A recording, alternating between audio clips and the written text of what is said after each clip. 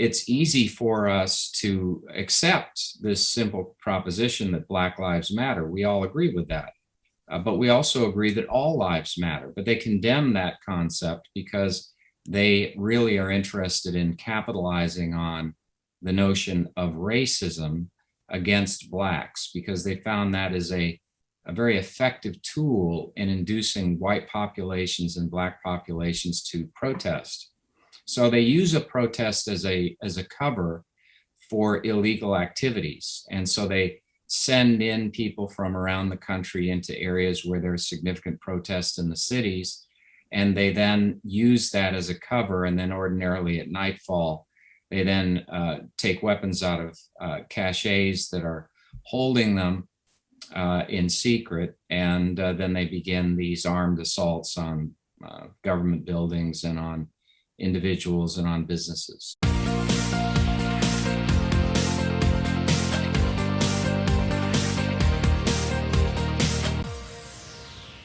It's my pleasure to welcome Jonathan Emord back to the show. He's been on before talking about some of his landmark cases involving the FDA and other cases that he's done. It's just been fantastic having him, but really exciting. He's out with a great new book entitled The Authoritarians: Their Assault on Individual Liberty, the Constitution, and Free Enterprise from the 19th Century to the Present.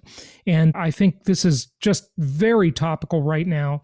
As I have said many times, the past year, COVID, etc., the civil unrest, this is a central planner's dream come true. I mean, they have been able to exert all sorts of additional control and authority and surveillance on our lives, and they hope to exert even more. So, Jonathan, thanks for coming on to talk about this. Welcome back. You're welcome. Thank you for having me on. Yeah, so talk to us a little bit about the book. Is this your first book, by the way? No, it's my fifth book. Mm-hmm. It's certainly a topic that I haven't addressed in the past. Yeah, well, it's a very important topic. So, let's start with kind of a historical outline, because you do go back quite a ways.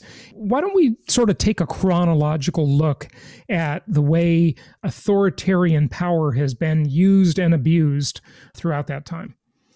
All right, so a lot of people don't realize that socialism has been with us largely in the closet, so to speak, for over 100 years. In fact, in the antebellum South, the principal arguments in defense of the institution of slavery against the abolitionist cries for the end of the institution were those that were adopted from Friedrich Hegel, who was a collectivist and in Germany, and developed a thing called the historical schools in Germany, that argued that people were simply instruments of the state when they performed well or properly, and that they had no individual rights. There were only collective rights, and that rights were given to you by the state and they could be taken away by the state.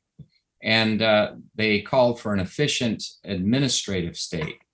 But in the antebellum South, the arguments for socialism were used to defend the institution of slavery. In fact, it was said to be the beau ideal of socialism, that is plantation slavery.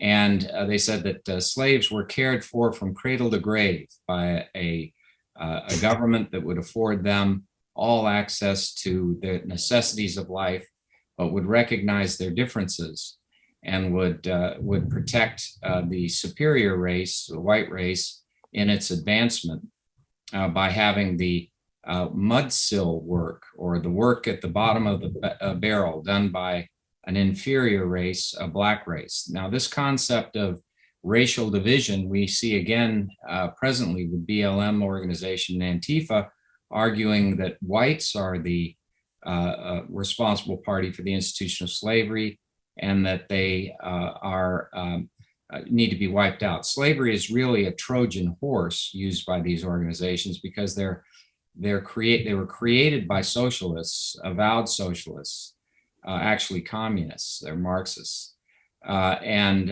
they have no hesitation in admitting their Marxism, and they intend to destroy local, state, and national governments, overthrow private enterprise, destroy capitalism, and replace the system with a socialist or communist regime that they control.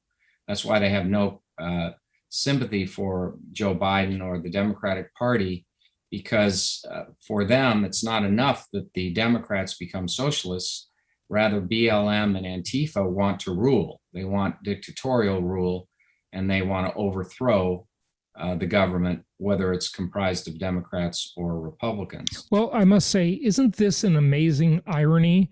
You know, the people who are supposed to be for equality and the people who are shouting about all of these things are actually working against their own stated goals.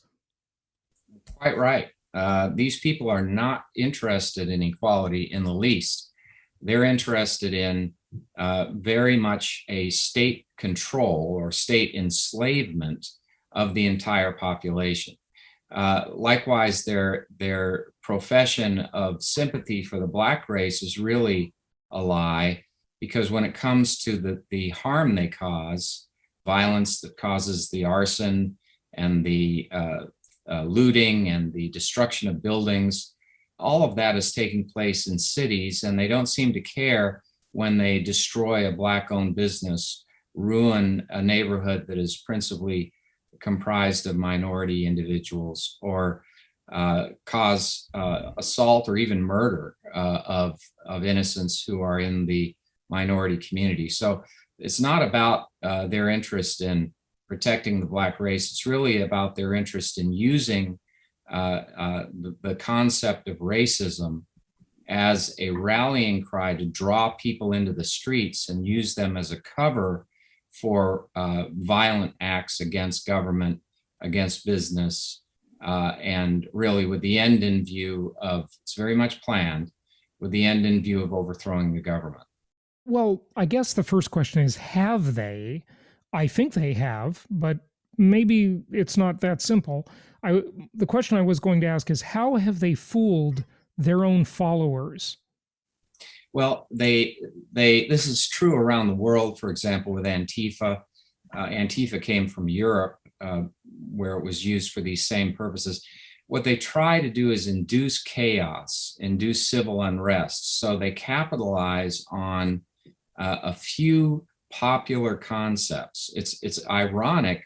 Racism is detested universally in this country, almost. There are pockets of racists, but they're in the minority, and they're generally hated by the rest of the community for their views, not any sympathy. There isn't any sympathy in the population at large for discrimination of any kind. And so it's easy for us to accept this simple proposition that Black lives matter. We all agree with that. But we also agree that all lives matter. But they condemn that concept because they really are interested in capitalizing on the notion of racism against Blacks, because they found that as a very effective tool in inducing white populations and Black populations to protest.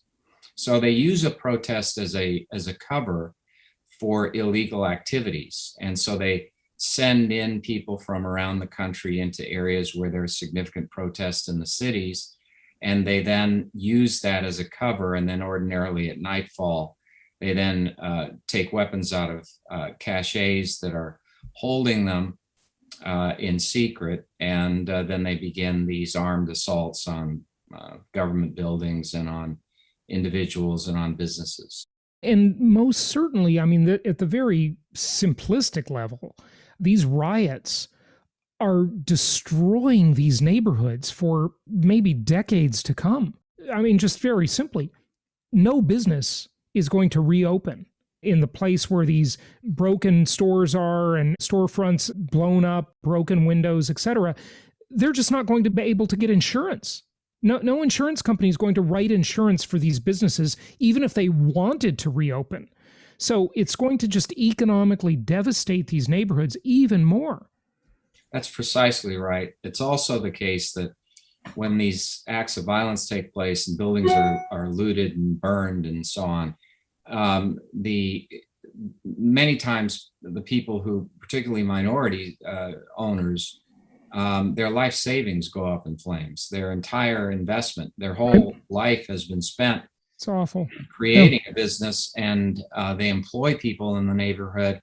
And so, the devastation affects not just them, but also the community at large. And not to mention the terror that this causes in the community. I mean, people feel very unsafe, and they oftentimes won't return to those areas to if they can avoid it. So there's no shortage of flight by people moving out of these areas, making them really just abandoned, war-torn regions of the country, and it's horrendous. It really is awful. Something you mentioned earlier, Jonathan, was this idea of where they've collectivized these different groups of people, basically, right? And they've tried to represent them as one entity. And it reminded me of a great quote by Ayn Rand, which I'm not going to remember exactly. I'm sure you know the quote. But essentially, she said, there can be no such thing as group rights. There are only individual rights, because the smallest minority in the world is always the individual. Of course, this is so logically obvious, right? Whenever anybody is acting as a group, they will not agree with each other. So what do you do then? Then they have to splinter off into another group, and then it just has to keep dividing forever until it always comes back to a single person.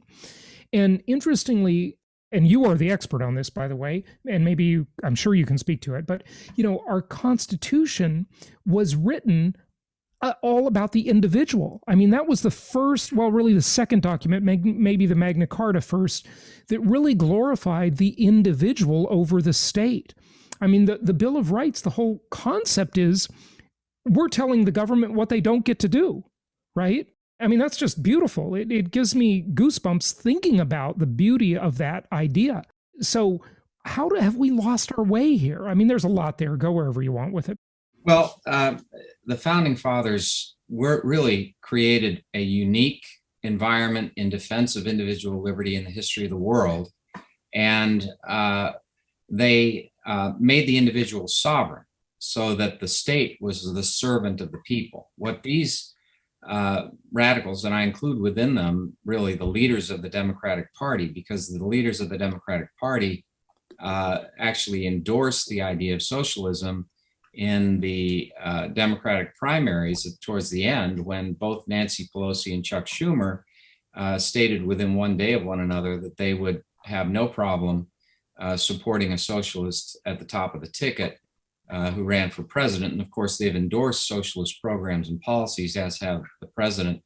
So they have abandoned the concept, the fundamental concept of this nation. Article 4, Section 4 of the Constitution guarantees a Republican form of government in the states, and also authorizes the use of the federal military and militia to suppress instances of rebellion and instances where the Republican form of government is threatened. But we are guaranteed by our Constitution a Republican form of government. Socialism is the antithesis of that.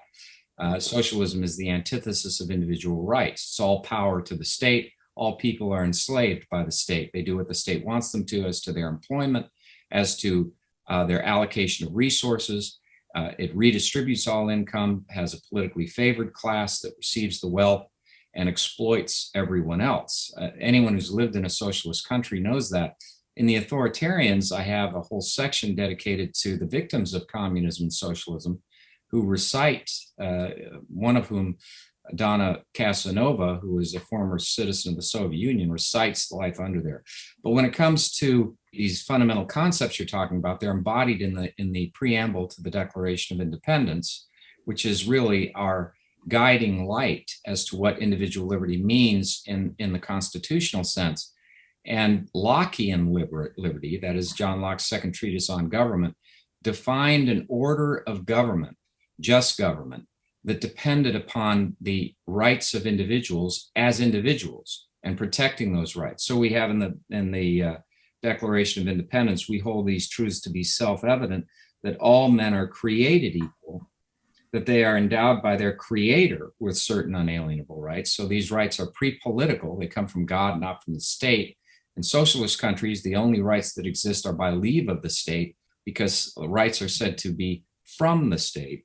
And in addition, to secure these rights, governments are instituted among men. So it is the very purpose of the government in our republic to secure our individual rights against the government, ironically enough. And these governments derive their just powers from the consent of the government. The only legitimate aspects of our government are those to which we constitutionally consented. And the administrative state is not consented to by us. Actually, it was a power grab in the 1880s on the federal level that was promoted by progressives, as I explain in the Authoritarians, and created an unconstitutional government that now rules us. Actually, 3/4 of all federal law is not the product of those we elect, but rather the product of the unelected heads of the bureaucracy. And they have combined legislative, executive, and judicial power, which was, according to James Madison, the very definition of tyranny. Yep. And with what's going on now, I mean, this has just advanced the authoritarians, hasn't it? Yes, we have now an overt instance, as I explained in the Authoritarians, and as I did a bit in the program, dating all the way back to the antebellum South, we've had socialism. And that socialism progressed during the progressive era into an overt creation of a socialist state in the bureaucracy, in the administrative state. And that was intentional. It was intentional to avoid, they created the administrative state, the father of which was Felix Frankfurter, who was a socialist, as I give all the details to in my book. He was a justice of the Supreme Court, but he was also a socialist. And he believed strongly in the British labor socialist movement. He was a member of the Fabian Society. He was a member of the Intercollegiate Socialist Society in the United States when he was at Harvard. And the students he praised the most were those that were advocates of government power and status, who were socialists. But the point is, he helped very much create an administrative state that would circumvent the constitutional limits on power. So he created an administrative government during the New Deal that actually is a all-powerful government outside of the Constitution's defined government. And that has been ruinous to free enterprise and to individual liberty. In fact, the administrative state has none of the protections that Article 3 courts do for individual rights in the courtroom. The accused is presumptively guilty in the administrative state. You have no right to confront your accuser in the administrative state. You have no right to a trial by jury. You have no right to against the use of general warrants. And there are numerous other.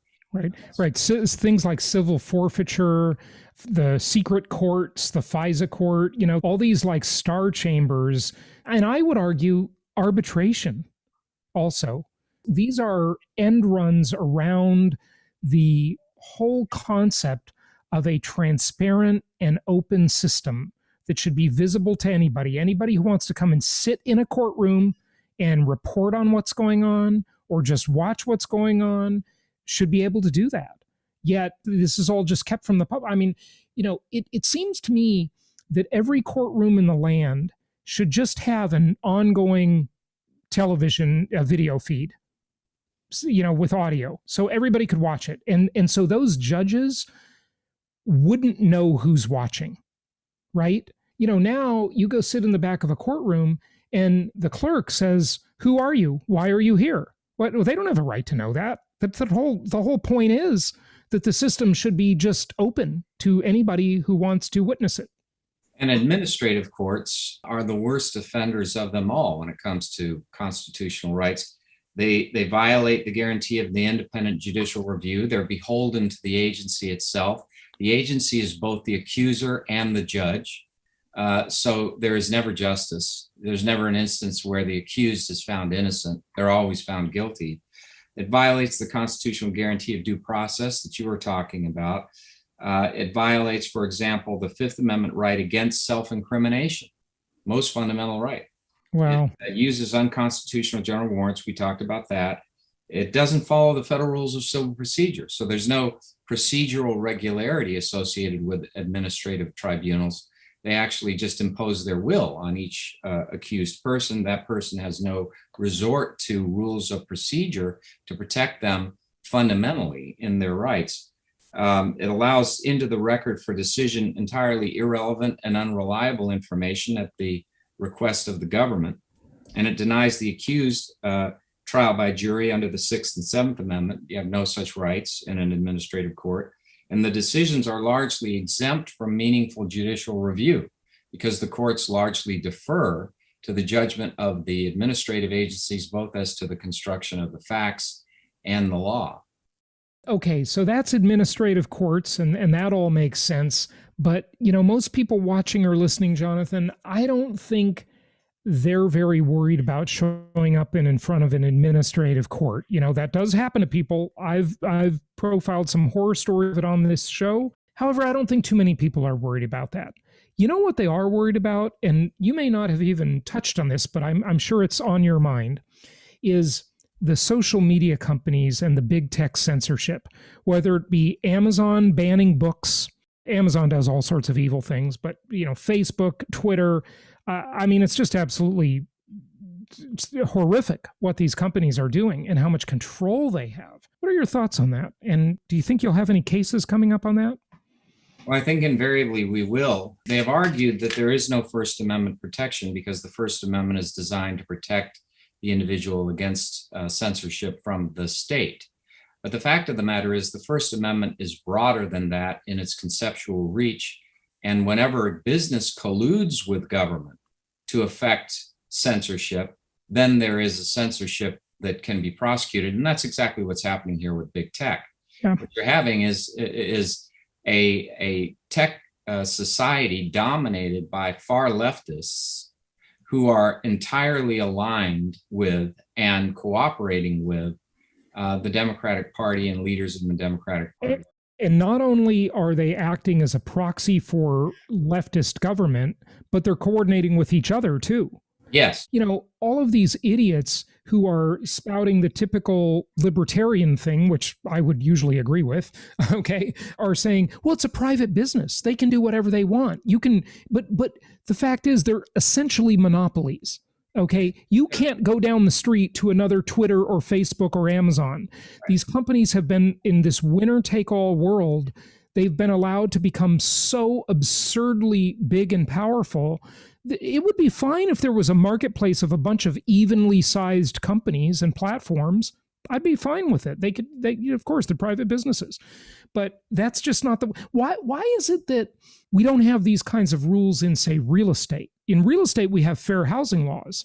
The state has come in and said, if anybody wants to rent your house, regardless of their race or beliefs or opinions or religion or politics, you have to rent it to them. Well, politics aren't really a protected class, but you know what I mean.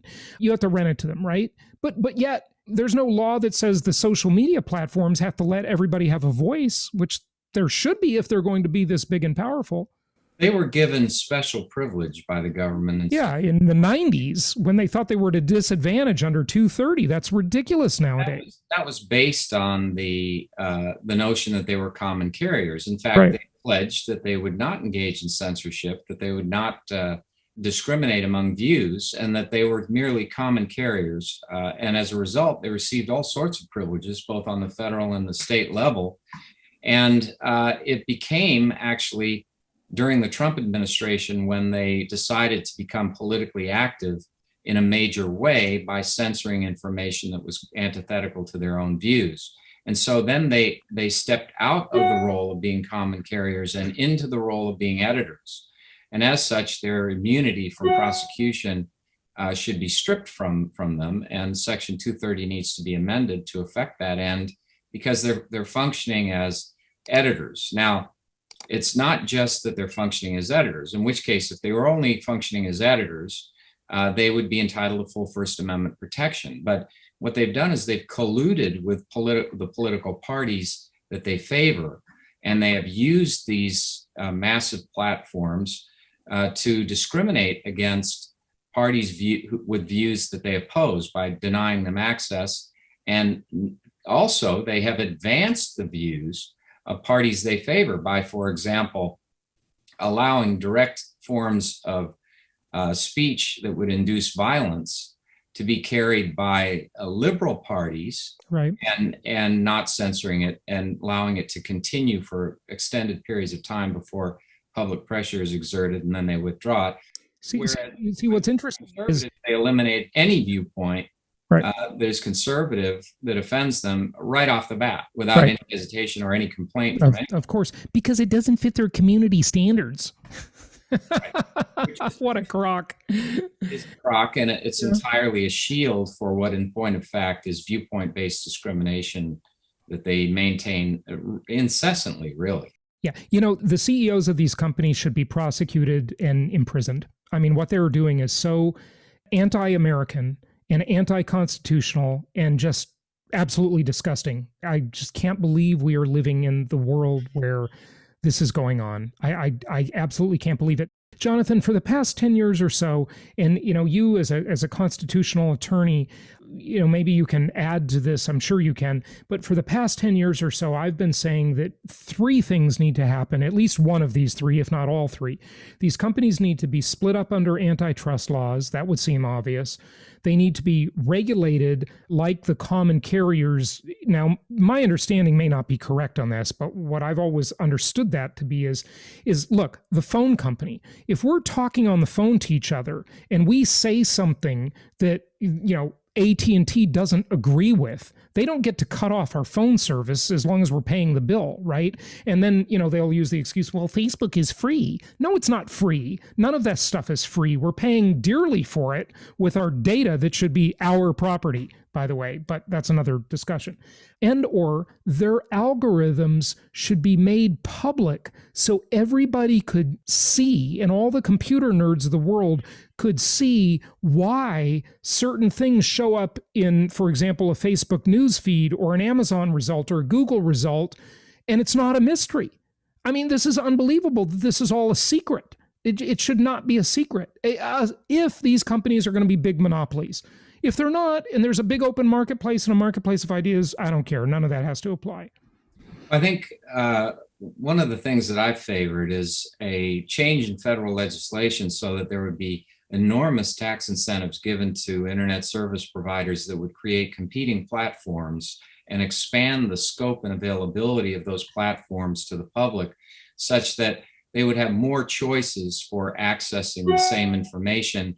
And those expanded platforms and tax incentives would be based on a viewpoint neutrality type of approach. That is, that the entity would actually fulfill the role of common carrier and would compete against these existing entities. The existing entities would be foreclosed from having an opportunity to receive these benefits so that it would create a competitive marketplace. Yeah. I think, but the complete opposite has happened. The tax advantages are already there for these disgusting companies like Apple and Amazon. They set up these offshore companies that are essentially shell companies. They do nothing, and they somehow own all the rights to what was invented in Cupertino, California, and they get to just basically embezzle money away from the United States and away from the U.S. taxpayers, their biggest market, yet they use our stock exchanges to go public and raise money. It's absolutely unbelievable we allow this to happen. They do the bidding of the Chinese Communist Party. They have developed systems for the Chinese to surveil their own people in most sophisticated ways, and they have enabled these companies by federal law not cracking down on them to have very cozy relationships with the Chinese Communist Party. That's one thing I would break apart immediately with federal legislation. I would forbid entities that are engaged in mass communication from having any dealings with the Communist Party of China, our avowed enemy. I mean, this.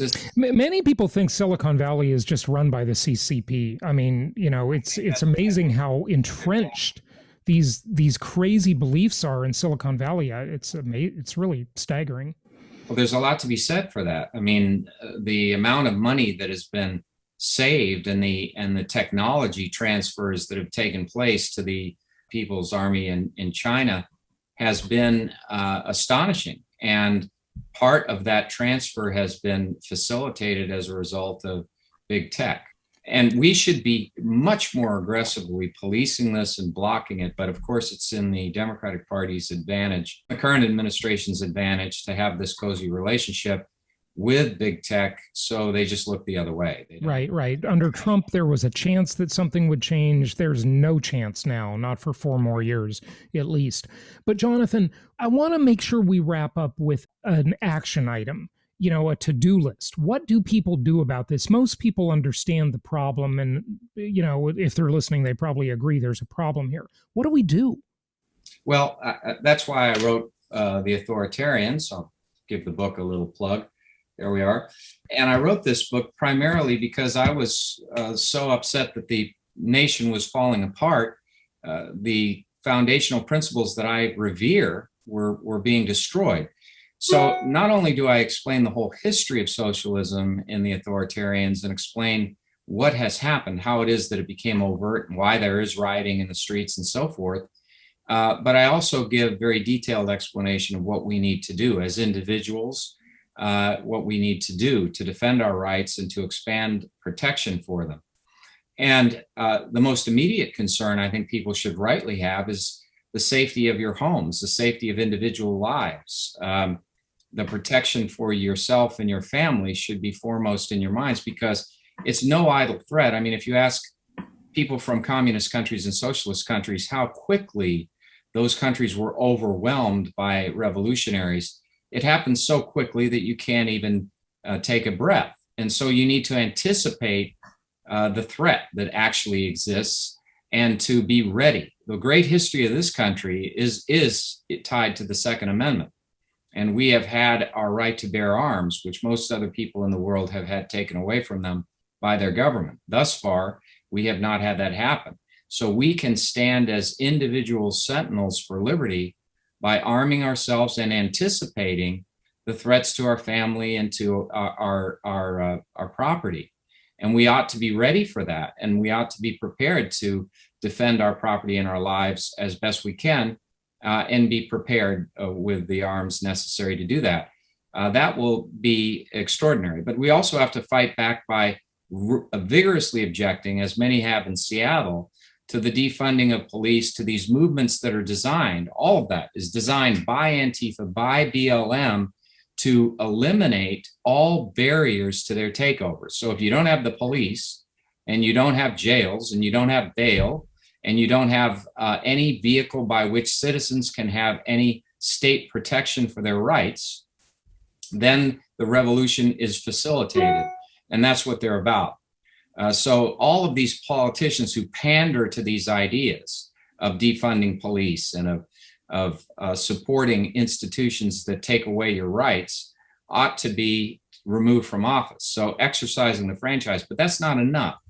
You've got to be vocal. This is a time when individuals have to use the resources available to them, even if it's communicating with friends, even if it's more writing a letter to the editor, appearing on a show such as yours, talking wherever they can about the necessity of acting to defend our rights.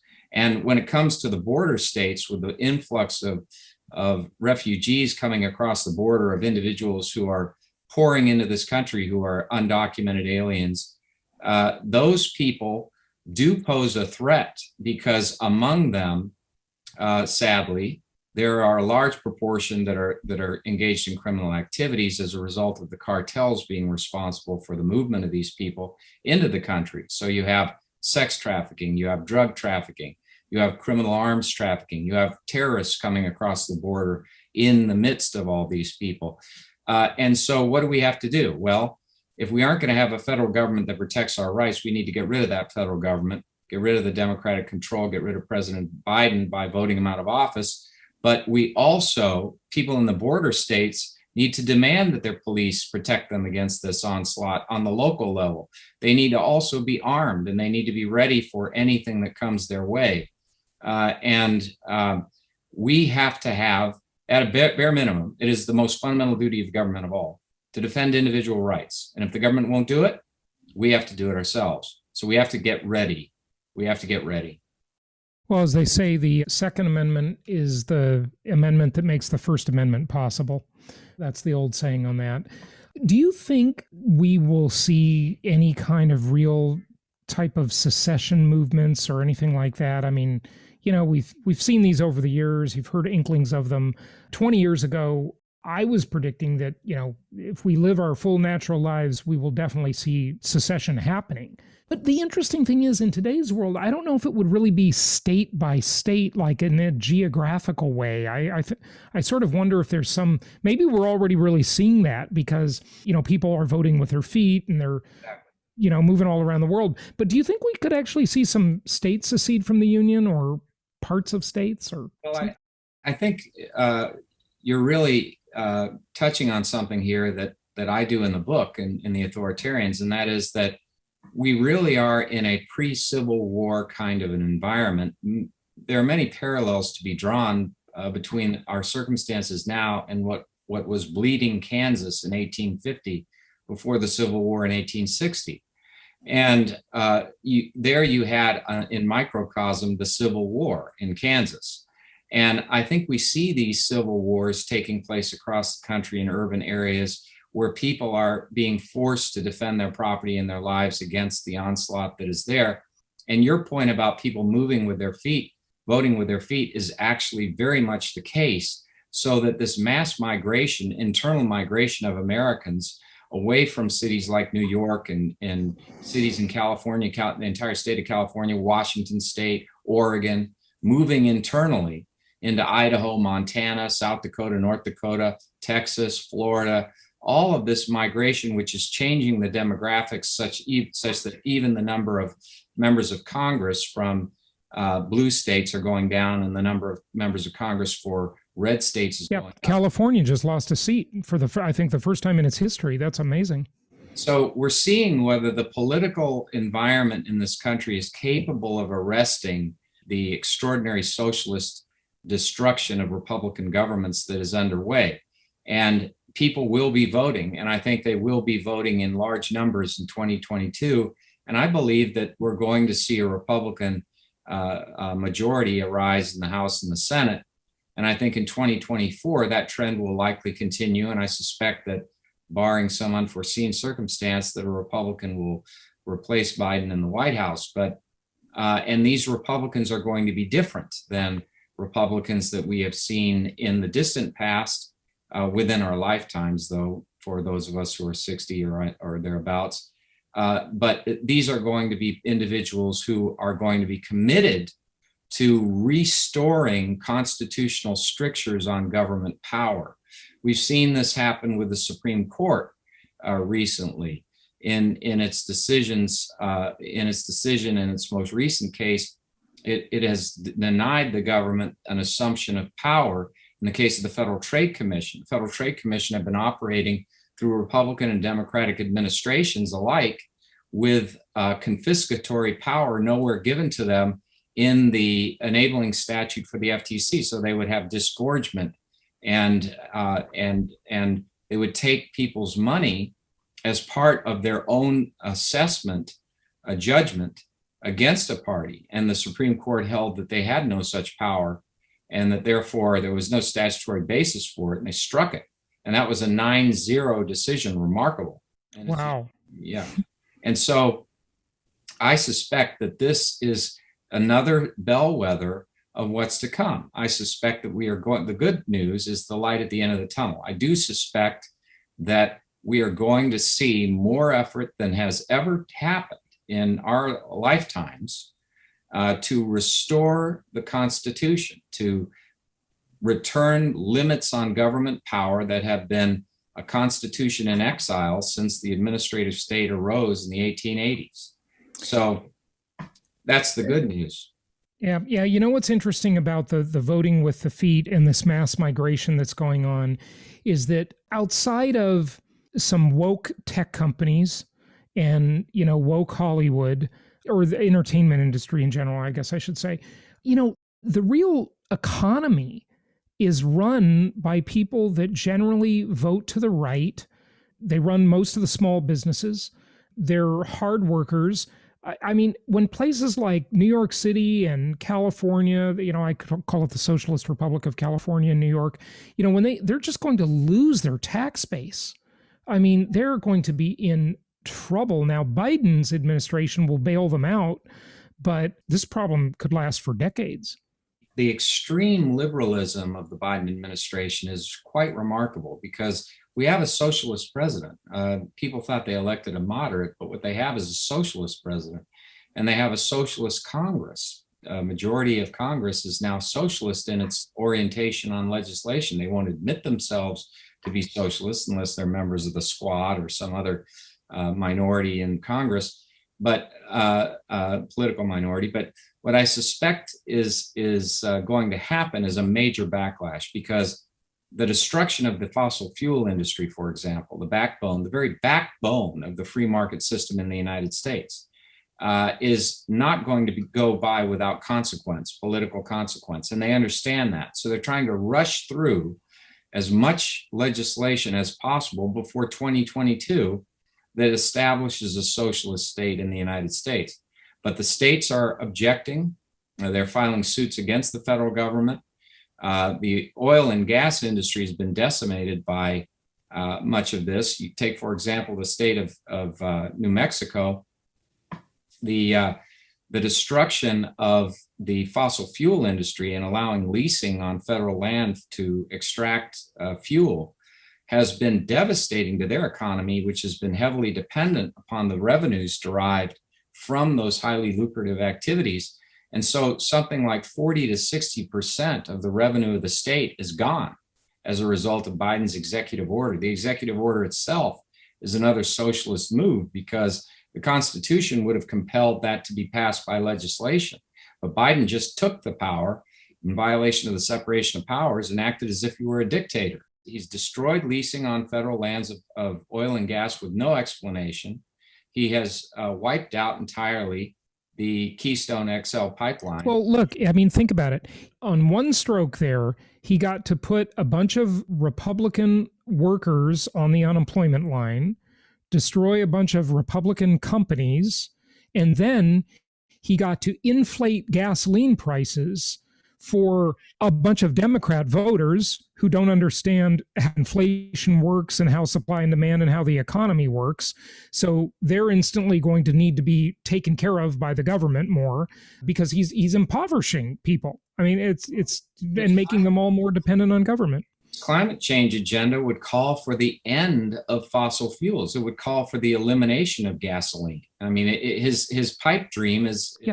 Yeah, I'm sure every immigrant gardener can just afford a new Tesla, right? Right. They could just buy a Tesla. Yeah, absolutely. And it's not out of a concern, not one whit of a concern about the welfare of individuals that this is driven by. It's driven by this fanatical socialist green agenda, where the whole idea is unscientific and contrary to the basic engineering principles about energy. The energy industry laughs at the idea that you could run this country with reliable sources of energy on solar and wind, when those are two unreliable sources of energy that cannot even function without heavy state subsidization. The cost of the energy generated by oil and gas is multiple times that of natural gas. And the effect of relying on it is to destroy an economy. And that's basically what they're about. They don't want a Western society to exist in the United States. They want to kick us back to the Stone Age. They don't want air conditioning. They don't want central heating. They don't want skyscrapers in the cities. They don't want to have anything. Well, they want skyscrapers as long as they can compact people together and control them better. But go ahead. Like that. Yeah. Well, one of the things, the solar and gas, or the solar and wind energy, the environmental consequences of that are extraordinary, and they completely ignore them.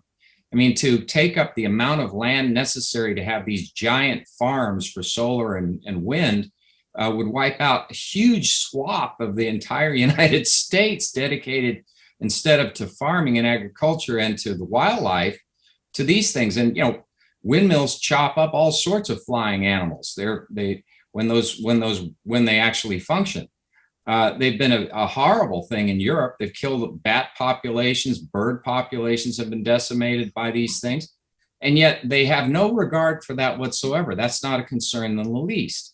And it's because, as the chief of staff to Alexandria Ocasio-Cortez admitted, that really it's not about the climate. It's not about the environment. It's all about socialism. That's what it's really about. It's to come up with a Trojan horse to deliver socialism. So you tell everybody the world's coming to an end based on the oceans rising. And then you tell them the only solution is you give up your car, you give up fossil fuels, you don't have energy from... And become more dependent on government. That's the bottom line goal of everything. Take mass transit, you don't have a car, be part of the collective. That's got it. Yeah. Absolutely. Well, Jonathan, it's always interesting to talk to you. Let's hope there's a turnaround. We're going to see a generational shift here now with Gen Z. We know what the millennials are like. We don't know what Gen Z is like yet.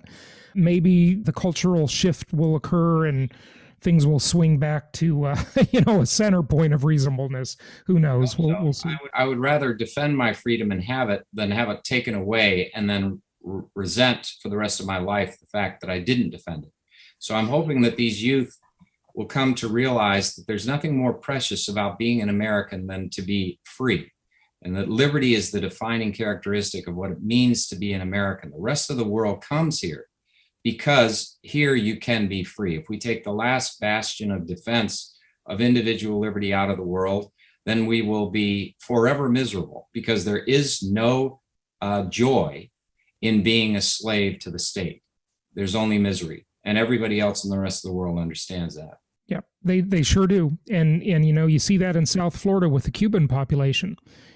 One would think they would vote for Democrats and, because they're a minority, right? No, they get it. They know what communism is like and how much it sucks, and they don't want to go anywhere near that. And so, the rest of the world understands this stuff, but, people who didn't grow up in it, didn't witness it, they don't get it. And sadly, we have a generation that is going to be running the world soon who really didn't know what hardship was. They were the most catered to generation in human history. So the only way they can get it is from history books, but history's been revised by the government-run school system and the leftist indoctrinated universities. So how would they know any different, right? So right. We'll see. The book is The Authoritarians, Their Assault on Individual Liberty, the Constitution, and Free Enterprise from the 19th Century to the Present. Jonathan Emord, thank you for joining us. Thank you, sir.